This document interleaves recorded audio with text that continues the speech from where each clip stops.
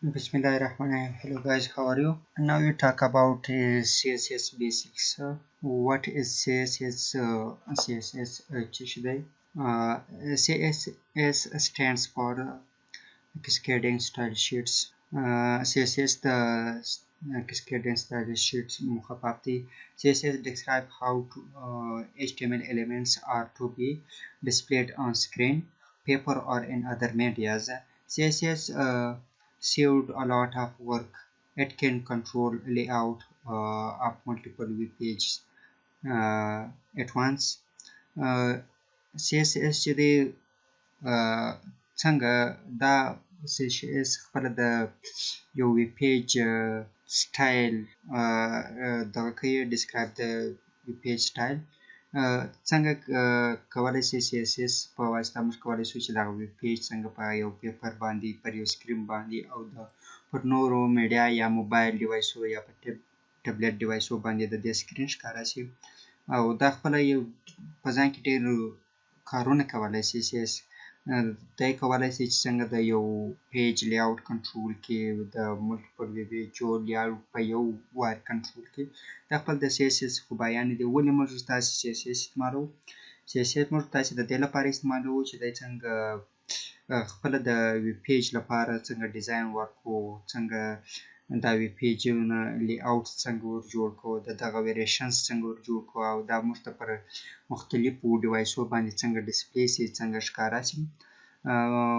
we use CSS to define style for your web pages including the design layouts and variation and display for different devices and screen size نو دا د CSS په اړه یو څه معلومات یا common CSS properties چې موږ تاسو لرو colors دی text align دی width یا height دی margin paddings font family font size font widths دی border دی او etc او داسې نور موږ تاسو لومړی موږ تاسو راځو یو نوی فایل اخلو چې دا هم خپله د نوی فایل د style.html نامه یو نوی فایل اخلو او له هغه وروسته موږ تاسو په فایل کې یو h1 elements لرو my first web page که چیرې موږ ګولای وو دا به موږ ته پر براوزر باندې دغه پیج دا my first web page hello دانش دا ټکسټ دی CSS موږ په څو ډوله کارولی شو یو inline CSS دی بل internal CSS دی بل external CSS پر اول موږ راسو یو inline CSS ته چې دلته موږ تاسې د سټایل ورکار وکړی چې موږ تاسې سټایل کوي color بلو یعنی زه غواړم دا یو inline CSS properties ده او text align به هم سنټر کو یعنی دا second property ده چې موږ تاسې استعمالوو که چیرې موږ تاسې بیا هم راسو خپل ویب پیج ته ریفریش کړو ګورو دا ویب پیج هم سنټر ته شو دا ټیکسټ هم رنګ یې تغیر وکړي یعنی we have inline CSS internal CSS or external CSS we use inline CSS for the heading ones styles we use the styles keyword and we have properties CSS property color properties below and align text to center that's another property for this headings that is the color change to below and also text align to the centers که چیرې موږ راسو یو h2 هم ولرو که وګورو h2 کوم دغه نه لري نو موږ راځو بیا هم دې ته یو inline style sheet ورکړو یعنې دا کاپي کړو I copy this style to for the h2 also که وګورو دا هم یو بل headings دی چې دا هم text align in the center and text color is also blue یعنی دا خپل سنټر ته شو او بلو شو اوس if I want to change the color up to these two headings I should be change the two places of this color مطلب زه غواړم چې دا کلر چینج کړم نو دا به زه په دواړو ځایونو کې جوړوم چې دا خپله یو د کوډ ریډنډنسي هم شوه ریډ که وګورو دا د کلر چینج شو نو د دې لپاره چې موږ تاسې د انلاین CSS څخه موږ تاسې باید internal CSS یا external CSS وکارو. نو موږ تاسې ته style elements کې موږ تاسې heading ones کله چې موږ تاسې headings 1 کارو د headings لپاره موږ تاسې خپل بیا هم color properties لرو چې دا خپل blue او دا هم text align properties center. نو بیا موږ تاسې دغه CSS ته ضرورت نه لرو. که ګورو دا دواړه headings هم د same way په blue color کې دي او text alignment center. Now I want to change the color for this. That's I just in the single place I change the color. If the color also be changed. That would the CSS have properties where have inline or the internal CSS which مختاج کار کی لاغه ورست مرتاش چې دا width height margin padding دا بیا ورسوي بیا identifying elements چې مرتاش توای د CSS لپاره div دی span دی id د class دی چې دا خپل د CSS identifying elements دی. زه غواړم یو نوی فایل بیا هم واخلم د size.html فایل سره ما وکړه په div کې زه خپل یو ټکسټ لیکم چې خپل دا یو ټکسټ وو. څنګه موږ تاسو کولای شو چې دا اوس د یو div لپاره موږ تاسو CSS وکړو چې دا خپل په لیکچر کې موږ تاسو وګورو چې دا identifying elements دی چې هغه span elements دی id د class div دی. لومړی موږ تاسو پر div باندې خبرې کوو دا پر size خبرې کوو هغه width باندې خبرې کوو background نو بیرته هم CSS د div لومړی دغه div background color موږ تاسو ور background color هم powder blue شو او بیا هم موږ تاسو دغه لپاره width ټاکو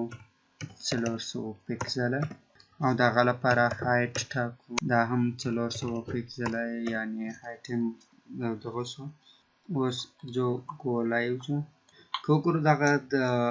کم ټکسټ چې دی hello world دغه size 400 پکسل width دی او 400 پکسل د height دی یعنی د 400 پکسل د پراخوالی او 400 پکسل د اوږدوالی دی یعنی دغه رنګ موږ تاسو ته تغییر کې کچیر زه بیا هم راسم دا به موږ تاسو چینج کو 200 پکسل ته کلر به اورنج ته تغییر کو دا اورنج کلر شو. موږ غواړو چې سم پیډینګ هم د تور چیرې موږ راشو دا د اوس یو څه دغه ټکسټ چې دی له دغه شاوخوا کلر څخه یو څه سپیس پیدا کړي یعنی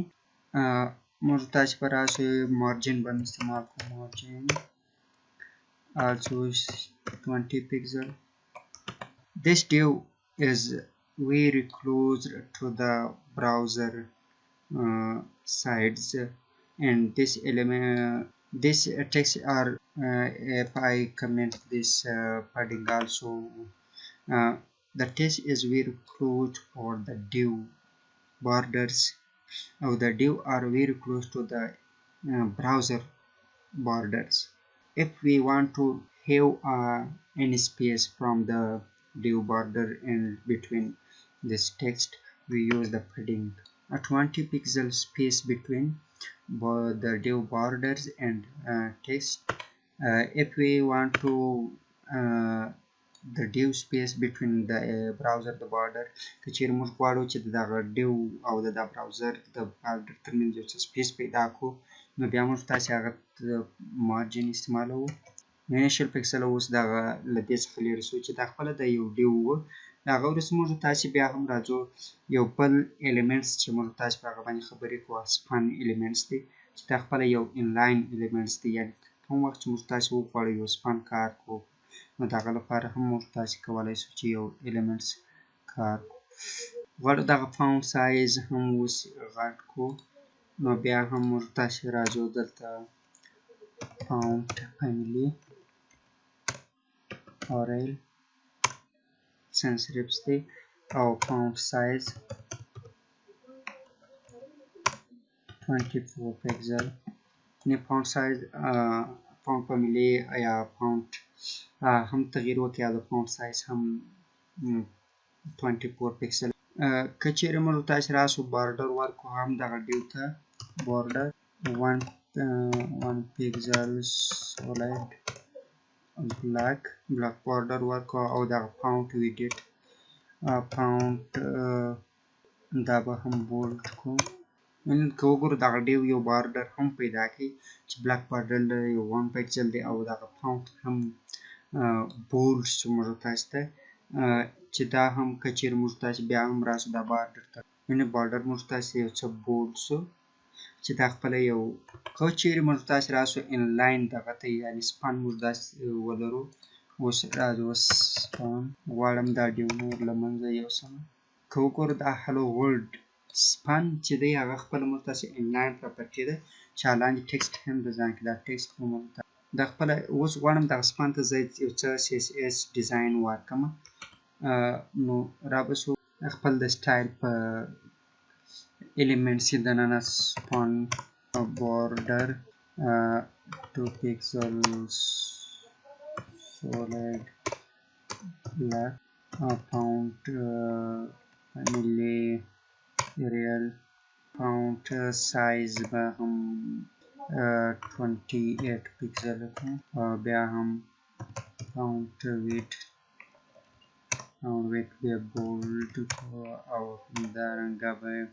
که وګورو دا د hello world چې په کوم فارمټ کې څو دغه درې دغه پکسل بارډر دی font width چې bold دی خپل فونټ ایریل سنس ریف دی او بارډر 3 پکسل دی پډینګز 15 پکسل لري دا فونټ سایز چې دی هغه 28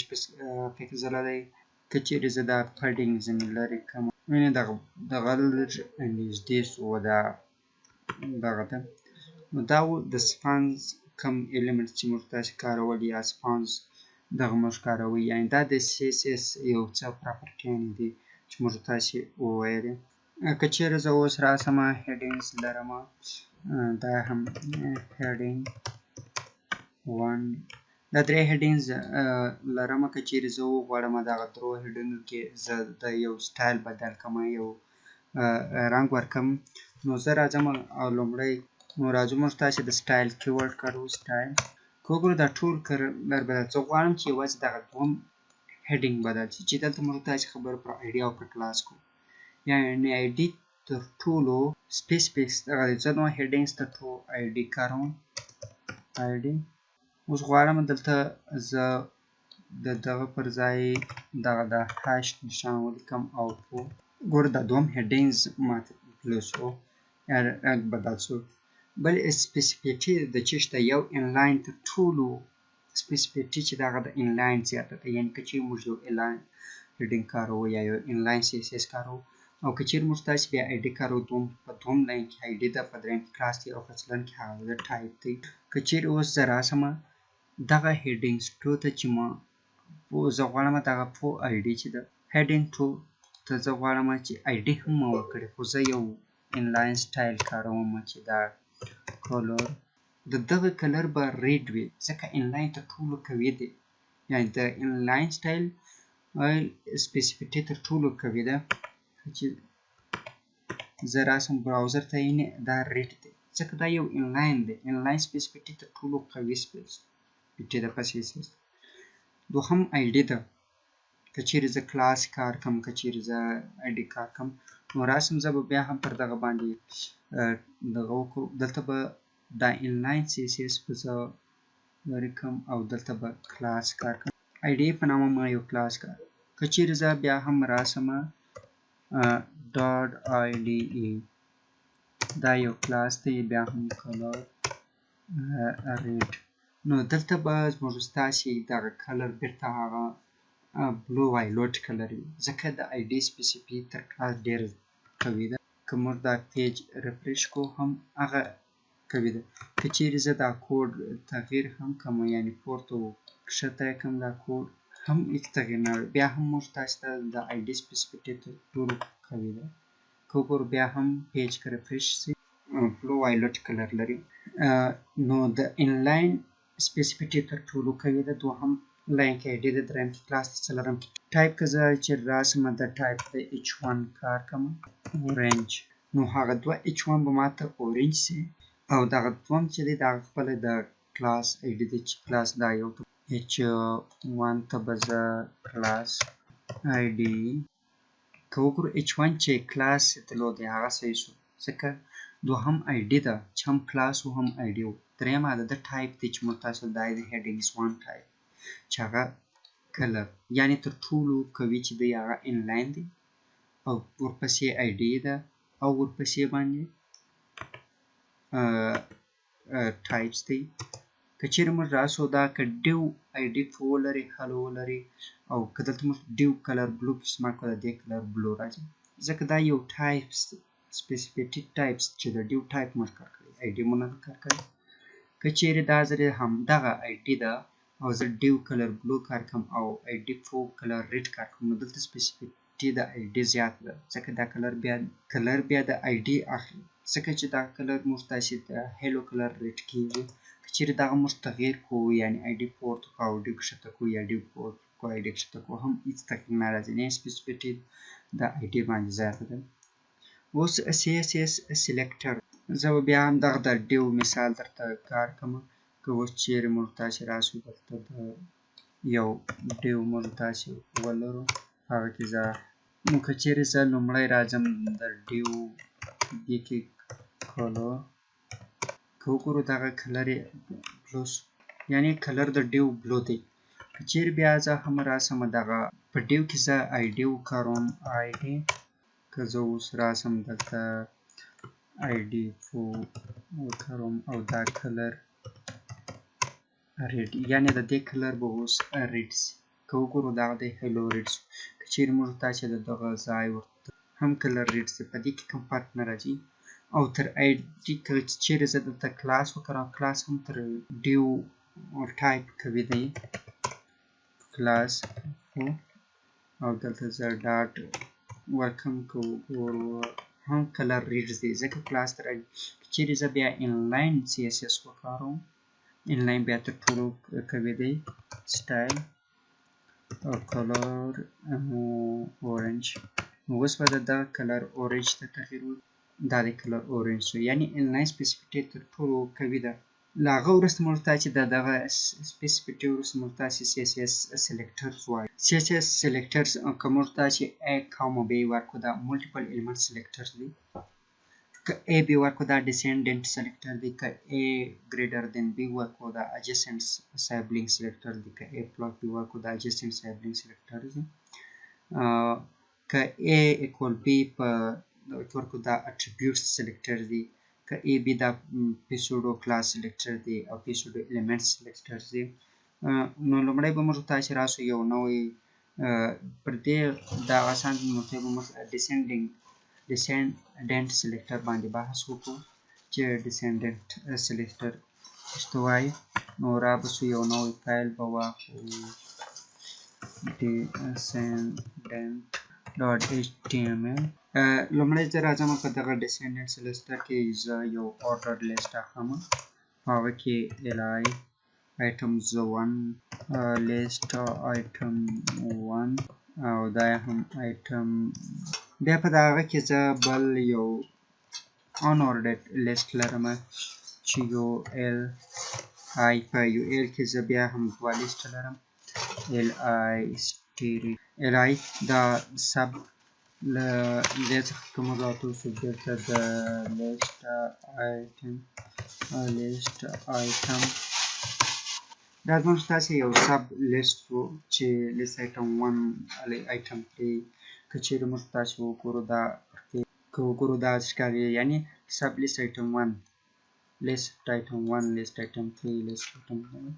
اوس راځو دغه سټایل وو ورکو چې موږ تاسو li Koguru the Tolo itemno all of them list have the same color, but I just want the sublist color change. Color group color chmur wala the tool color was blue so wanam chi the sublist item 1 item 2 chi the color change we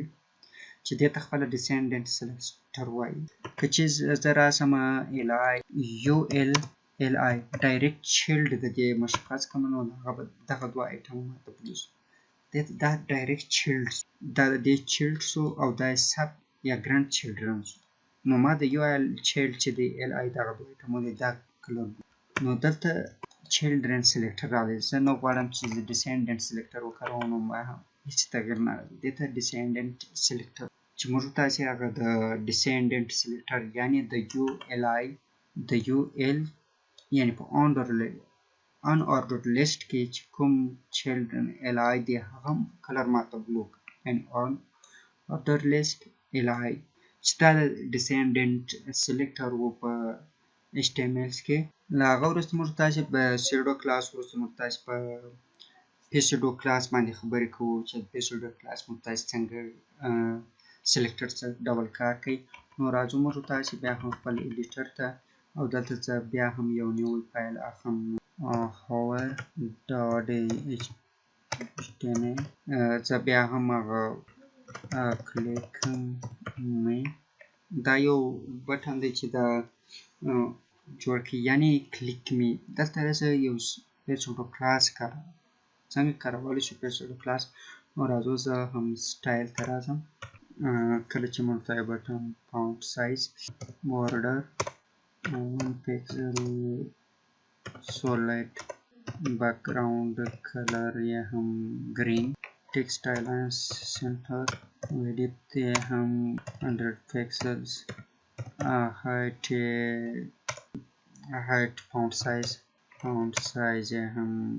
24 pixels. که چیرې زه دغه پورټریټ دوباره کنګولای دا یو بټن دی. څنګه pseudo class موږ تاسې کاروو په دې بټن کې. که زه راسم background color یې orange یعنې که چیرې زه پر دې بټن باندې کلیک هاور وکړم د دې کلر باید ماته چینج شي. که موږ تاسې راسو یعنې دا کلر ماته چینج چې دې ته pseudo class وایي. دوم مهمه موضوع دوم چې دی هغه د attribute selectors موږ تاسې په لیکچر کې وویل attribute څنګه کولی شو یو attribute selectors موږ تاسې وکړو. بیا هم اوس راځو دلته موږ تاسې یو لینکس لرو فیسبوک امازان یا ټول لینکونو کلرز اپلود دی. نو زه غواړم چې دې سټایل ورکړو attribute selectors style د ټولو کلرز بلو دي. څنګه غواړم موږ تاسې attribute selector کار کو. نو a tag د square brackets پرانیزو او په هغه کې موږ تاسې ته که وګورو دغه دی اوس د فیسبوک کوم لینک چې دی دغه کلر ریډ شو چې دې ته خپله attributes selectors وایي چې دا د attribute selector څنګه کولی شو یو attribute یا یو attribute selector وکړو. که چیرې زه راسم بیا هم دغه او دغه د amazon.com لینک راواخلم د دې کلر ماته اورنج کلر که وګورو amazon کلر اورنج شو چې دې ته خپله attribute selector. له دې وروسته موږ تاسې راځو responsive design ته وایي. what is responsive design? Responsive design describe the web page layouts and multiple devices. یعنې responsive design دې ته وایي چې موږ یو پیج څنګه موږ تاسې په کمپیوټر کې ښکاره شي څنګه د کمپیوټر په سکرین څنګه د ټابلیټ په سکرین او څنګه د موبایل په سکرین باندې ښکاره شي چې په هغه کې موږ تاسې د responsive design څلور ویو پورټ دی د responsive design media queries دی flex box دی او grids دی چې د دې په واسطه موږ تاسې یو responsive design منځته راوړلی شو چې دا خپله د مختلفو ډیوایسونو کې دا زموږ ویب پیج چې دی هغه ډېر ښایسته معلوم شي چې دې ته خپله responsive design وایي. که چیرې موږ تاسې وګورو دا یو کمپیوټر سکرین دی او دا یو موبایل سکرین. کمپیوټر سکرین کې داسې یو کنټینټ موږ لرو څنګه کولی شو دا په موبایل سکرین کې موږ تاسې شو کړو چې دا خپله یو responsive design یعنې دغه لی اوټ په موبایل سکرین کې هم ډېر ښه شو. که ورته وګورو دا د موبایل سکرین لی اوټ په موبایل سکرین کې دا هم داسې ډیزاین باندې راځي چې دې ته موږ خپله responsive design یعنې چې دا ویو پورټ. کله چې موږ غواړو دغه responsive design دغه شو نو څنګه که چیرې دغه پیج موږ زوم کړو نو دا په موبایل سکرین باندې څنګه ښکاره شي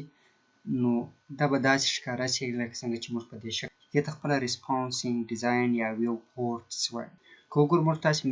میټا نیم چې د ویو پورټ دی کنټینټ ویډیټ چې دی هغه د ډیوایس ویډیټ دغه نوم چې دی دا ویو پورټس دی او کنټینټ چې دی دا د ډیوایس ویډیټ یعنې initial state د یو پوینټ یعنې یو چې یعنې د هغه د کوم ډیوایس مطابق چې دی هغه واخلي. یعنې که چیرې دا په ټبلیټ ډیوایس کې وي، که په پي سي کې وي، که په ډیسکټاپ کې وي، خپل دغه ډیسکټاپ د سکرین مطابق دغه ویډیټ یا اندازه چې دې ته موږ تاسې ویو پورټ وایز چې دا د ریسپانسیو ډیزاین یو بل بخش. دوهم موږ تاسې فلیکس باکس څنګه کولی شو موږ تاسې په فلیکس باکس باندې یو ډیزاین جوړ. یعنې که موږ تاسې وګورو د 6 ایلیمنټس موږ تاسې لرو چې دا خپل په کمپیوټر سکرین کې ښکاري.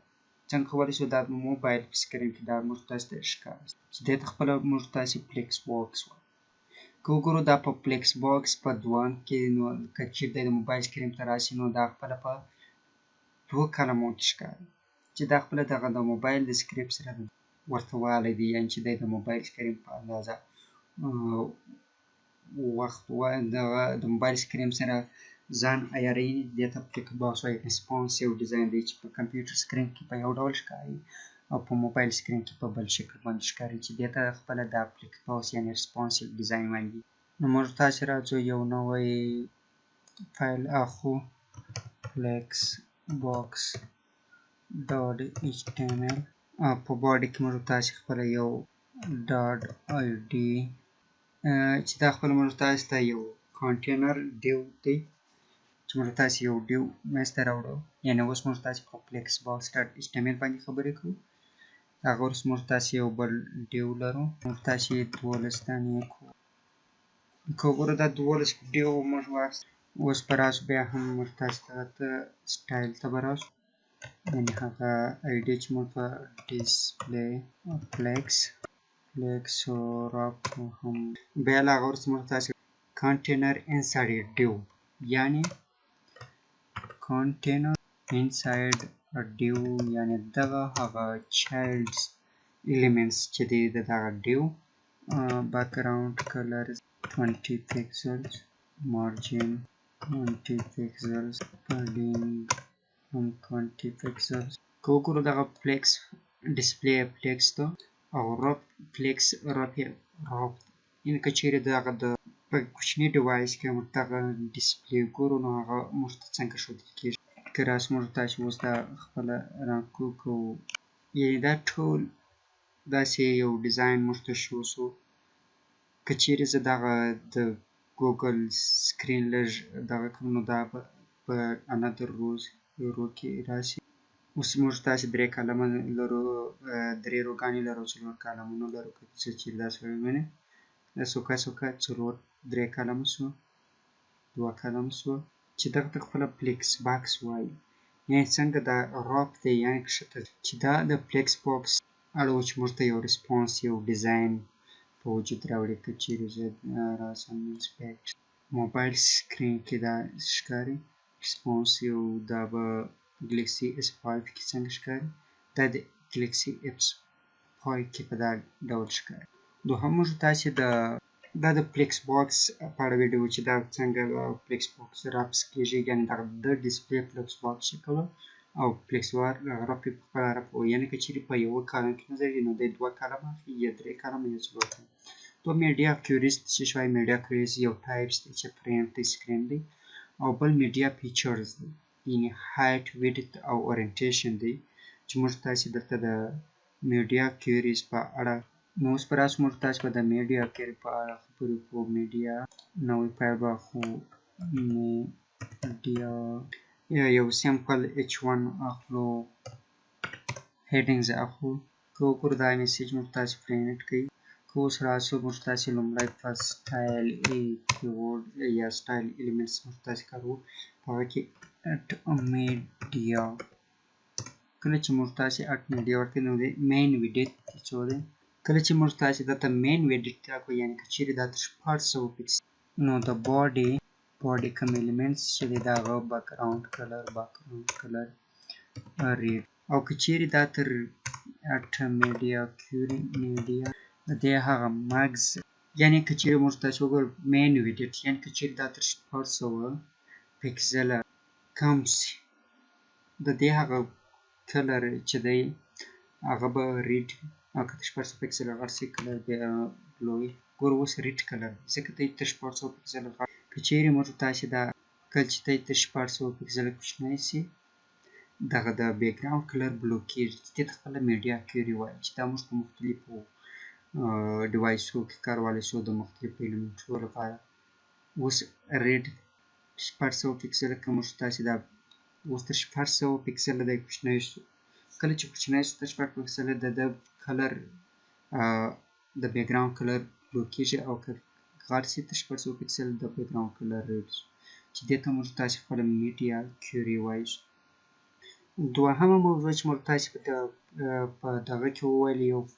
responsive design کې فلیکس باکس و میډیا کیوریز و ګریډز و. نو راځو اوس پر ګریډ باندې خبره کوو. نو فایل اف ګریډ ډاټ html دا کې هم موږ تاسې د html یو فایل لرو. په باډي کې موږ تاسې یو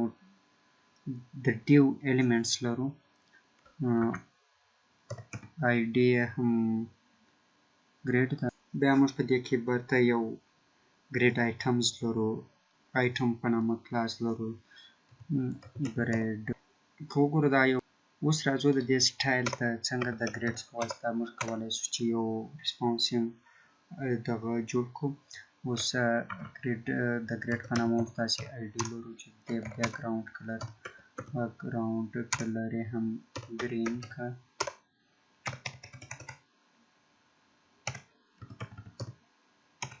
او ډسپلی ګریډ. کله چې موږ تاسې دغه د ګریډ id یعنې دا مکمل ډیو د دې بیک ګراوند کلر ګرین دی او ډسپلی یې ګریډ دی یعنې د ګریډ په شکل ورته ښیي. نو له هغه وروسته موږ تاسې راځو د دغه پډینګز یعنې د پډینګ دې ته وایي چې د ټیکسټ او د دغه بارډر ترمنځ سپیس ته پډینګ وایي چې دا 20 پکسل. له هغه وروسته موږ ته ګریډ کالم ګپ یعنې د ګریډ د کالمونو ترمنځ څونه خلا موجود دی. ګریډ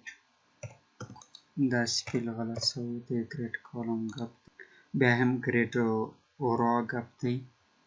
یعنې د روګانو ترمنځ څونه دی. ګریډ دا 10 پکسل دی. او بیا موږ تاسو ګریډ ټمپلیټ کالمز ګریډ